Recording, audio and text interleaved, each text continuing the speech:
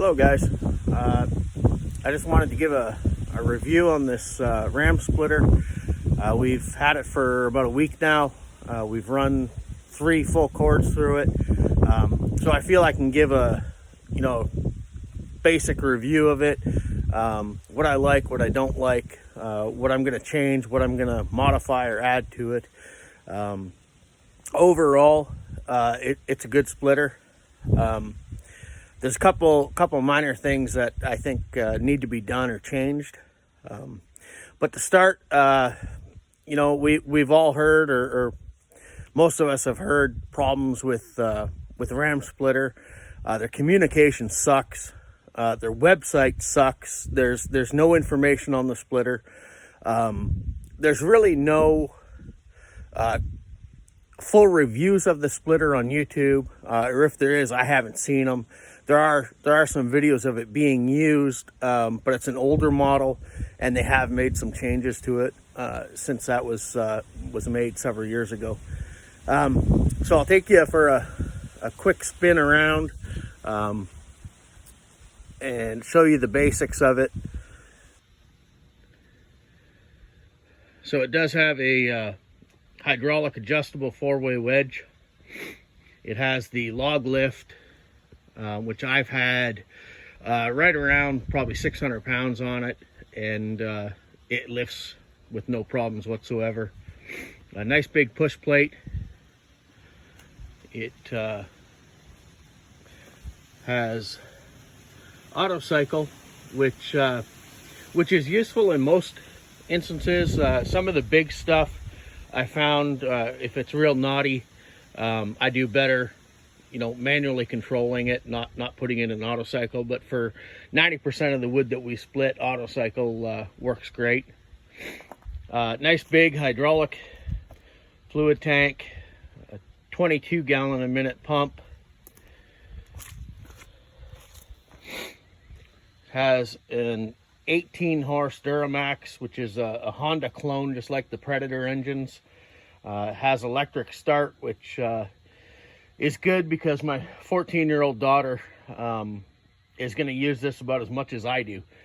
So we do about 150 to 200 full cords a year. I'm hoping with this splitter we can up that production a bit between the two of us. Like I said, for the most part, it's a really good splitter. One thing here is the battery box that they send you is for a lawnmower type battery, and we all know that the lawnmower batteries just don't last. I've never had one last a full year. So what I did was I put a regular car battery on it, but because of that, I'm gonna have to get a bigger battery box.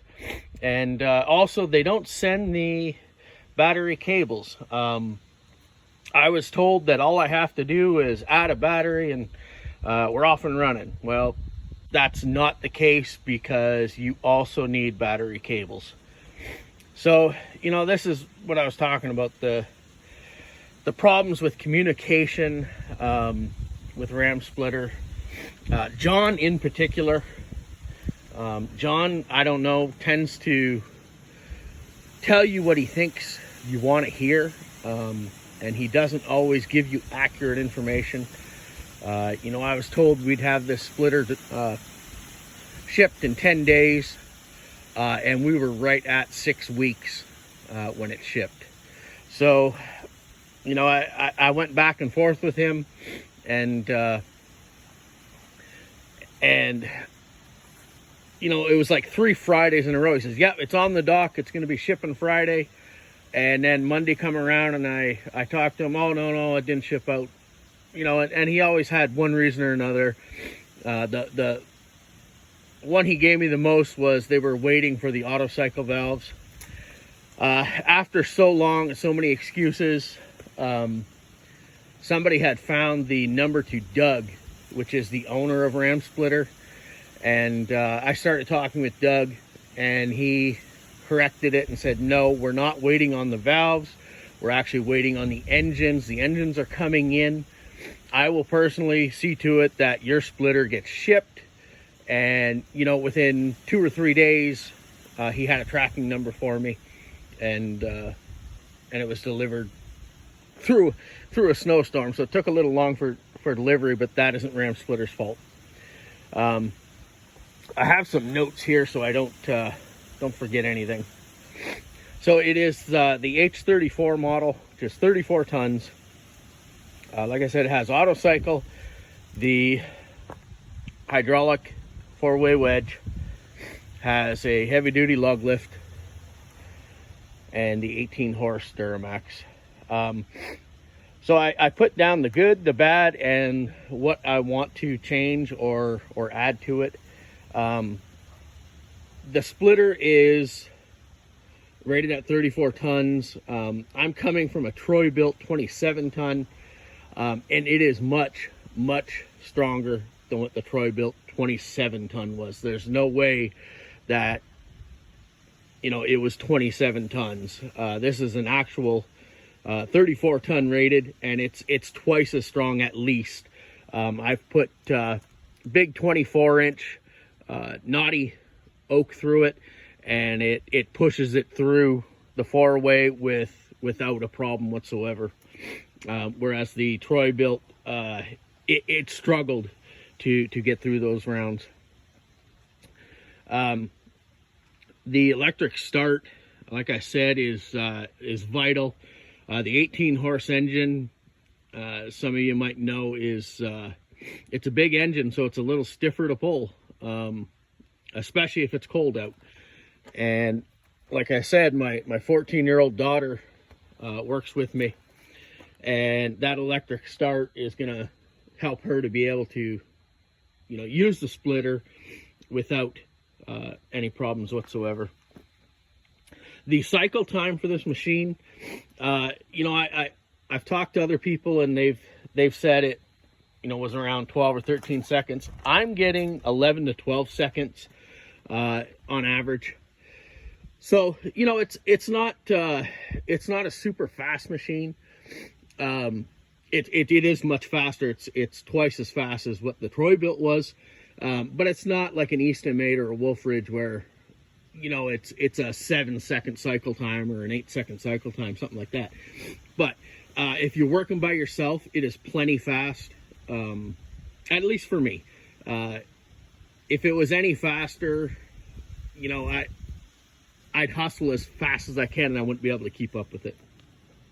So, for us, 11 or 12 seconds is okay. I mean, it works. The bad parts of it, things that they really need to consider changing. The first is their non-adjustable leg stand. That leg stand just pops in there, and then you put a pin through it to hold it. I'm sorry I don't have it in right now. It's hooked up to my tractor.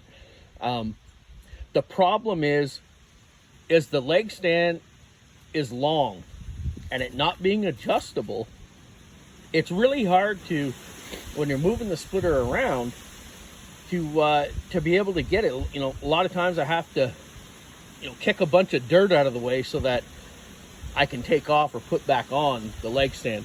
And that's with the 3-point hitch I have, raising it up as high as it can go. So I'm gonna be putting an adjustable jack stand on it, and hopefully that will solve that issue.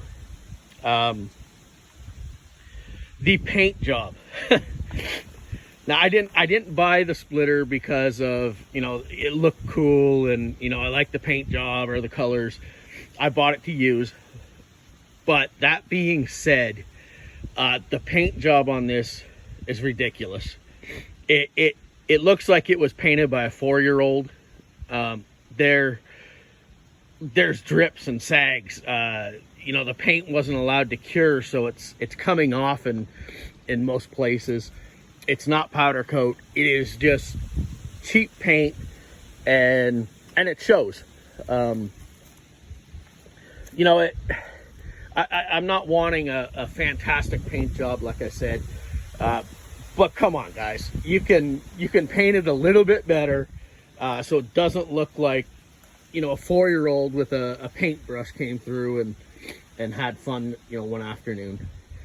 Now, what I've changed already is 2 simple things, and then, like I said, I'm going to be doing more changes. One of the most important things, and Donald Shive is going to appreciate this, is I put this magnetic can bottle holder on it. This is a vital thing for me. You know, it keeps the drink, whatever you're drinking, handy and out of the way so you can work, but it's there if you need it. The other thing I've added is an hour meter. That's a very simple thing to install. The wire wraps around the spark plug wire, and it keeps track of how many hours you have, and when the machine's running, what your RPM is. I am going to add a receiver somewhere on the back here. I might have to extend that beam out a bit past the engine, but I am going to put a receiver on there so that you can put the tongue on the back and you know, pull it that way. As well as, I didn't opt for their outfeed table because from what I hear, you're just better off making your own. So that's what I'm going to do. It will fit where the tongue fits into the machine, and you know, just a basic outfeed table, so that if you have big rounds, you can move the bigger splits back and resplit them again. Of course, the battery box and proper cables, because I didn't have proper cables. I just used 14.2 and some ends I had and spliced them together, so I need to get battery cables again. The other thing that I'm going to change is this plastic breather cap. Just feels very cheap. You know, so for about 15 bucks or so, you can get a big metal breather cap for the hydraulic tank. So that's going to be added to it too at some point. But that's it, guys. I just wanted to do this quick review and let you know, because I've had a lot of people asking, you know, how the splitter works. You know, do I regret anything? No, I don't regret buying the splitter. You know, I paid $5,000 for it total with shipping and everything. You know, so for $5,000, you really can't complain. It has the features of what other manufacturers charge. You know, upwards of $10,000, $11,000. So for half the price, you know, you don't expect perfection.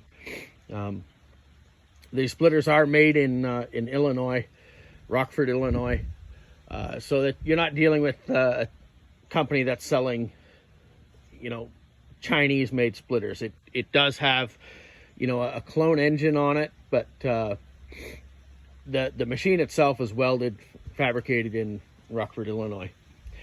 So, guys, thanks for listening, watching, and I'll talk to you soon. Have a good day.